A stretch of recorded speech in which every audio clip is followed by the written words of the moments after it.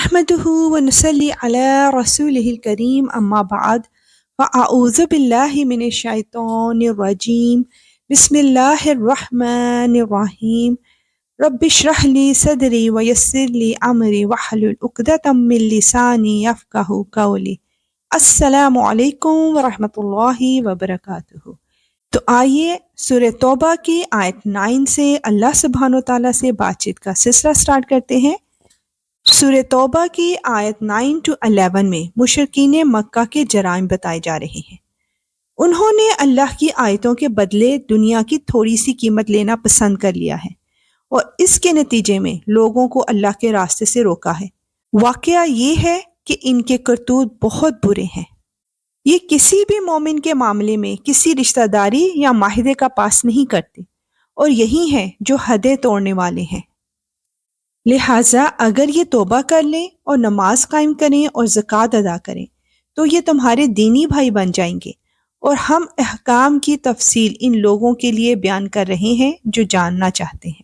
سبحان اللہ، بے شک یا رب العالمین، جو انسان بھی اسلام میں داخل ہو جاتا ہے تیرا وعدہ ہے کہ تو اس کے تمام گناہوں اور زیادتیوں کو مٹا دیتا ہے۔ آیت 12 to 15 میں جانیں گے کہ کس طرح کے مشرکوں سے جنگ کرنے کا حکم دیا گیا ہے۔ اور اگر ان لوگوں نے اپنا عہد دے دینے کے بعد اپنی قسمیں توڑ ڈالی ہوں اور تمہارے دین کو تانے دیے ہوئے ہوں تو ایسے کفر کے سربراہوں سے اس نیت سے جنگ کرو کہ وہ باز آ جائیں، کیونکہ یہ ایسے لوگ ہیں کہ ان کی قسموں کی کوئی حقیقت نہیں۔ کیا تم ان لوگوں سے جنگ نہیں کرو گے جنہوں نے اپنی قسموں کو توڑا اور رسول کو وطن سے نکالنے کا ارادہ کیا، اور وہی ہیں جنہوں نے تمہارے خلاف چھیڑ چھاڑ کرنے میں پہل کی؟ کیا تم ان سے ڈرتے ہو؟ اگر ایسا ہے تو اللہ اس بات کا زیادہ حق رکھتا ہے کہ تم اس سے ڈرو اگر تم مومن ہو۔ ان سے جنگ کرو تاکہ اللہ تمہارے ہاتھوں سے ان کو سزا دلوائے، انہیں رسوا کرے اور ان کے خلاف تمہاری مدد کرے اور مومنوں کے دل ٹھنڈے کرے اور ان کے دل کی کڑھن دور کر دے، اور جس کی چاہے توبہ قبول کر لے، اور اللہ کا علم بھی کامل ہے، حکمت بھی کامل۔ بے شک یا رب العالمین، تیرا کوئی کام حکمت سے خالی نہیں۔ آیت 16 میں جانیں گے کہ جنت کسے عطا کی جائے گی۔ بھلا کیا تم نے یہ سمجھ رکھا ہے کہ تمہیں یوں ہی چھوڑ دیا جائے گا؟ حالانکہ ابھی اللہ نے یہ تو دیکھا ہی نہیں کہ تم میں سے کون لوگ جہاد کرتے ہیں، اور اللہ اس کے رسول اور مومنوں کے سوا کسی اور کو خصوصی رازدار نہیں بناتے، اور تم جو کچھ کرتے ہو اللہ اس سے پوری طرح باخبر ہے۔ آیت 17 to 19 میں جانیں گے کہ کس چیز کی زوردار نفی کی جا رہی ہے۔ مشرکین اس بات کے اہل نہیں ہیں کہ وہ اللہ کی مسجدوں کو آباد کریں، حالانکہ وہ خود اپنے کفر کے گواہ بنے ہوئے ہیں۔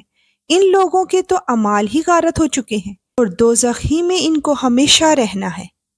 اللہ کی مسجدوں کو تو وہی لوگ آباد کرتے ہیں جو اللہ اور یوم آخرت پر ایمان لائے ہوں اور نماز قائم کریں اور زکوٰۃ ادا کریں اور اللہ کے سوا کسی سے نہ ڈریں۔ ایسے ہی لوگوں سے یہ توقع ہو سکتی ہے کہ وہ صحیح راستہ اختیار کرنے والوں میں شامل ہوں گے۔ کیا تم لوگوں نے حاجیوں کو پانی پلانے اور مسجد حرام کے آباد رکھنے کو اس شخص کے اعمال کے برابر سمجھ رکھا ہے جو اللہ اور یوم آخرت پر ایمان لایا ہے اور جس نے اللہ کے راستے میں جہاد کیا ہے؟ اللہ کے نزدیک یہ سب برابر نہیں ہو سکتے، اور اللہ ظالم لوگوں کو منزل مقصود تک نہیں پہنچاتا۔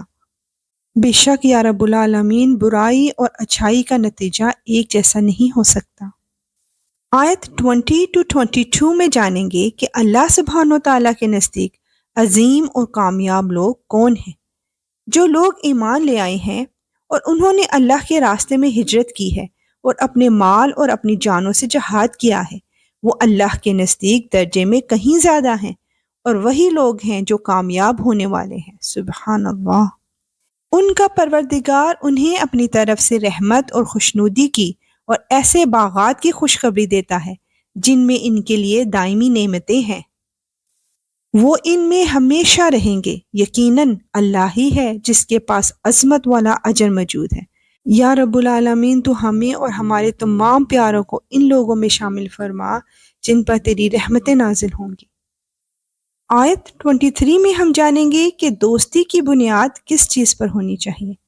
اے ایمان والو، اگر تمہارے باپ بھائی کفر کو ایمان کے مقابلے میں ترجیح دیں تو ان کو اپنا سرپرست نہ بناؤ، اور جو لوگ ان کو سرپرست بنائیں گے وہ ظالم ہوں گے۔ اللہ اکبر۔ یا رب العالمین، ہر محبت سے بڑھ کے تو ہمارے دلوں میں اپنی اور نبی پاک صلی اللہ علیہ وآلہ وسلم کی محبت ڈال دے، اور ہر رشتے کی محبت اسی محبت کے تھرو ہو۔ آمین یا رب العالمین۔ اب اجازت، انشاءاللہ ملیں گے نیکسٹ آیات کے ساتھ۔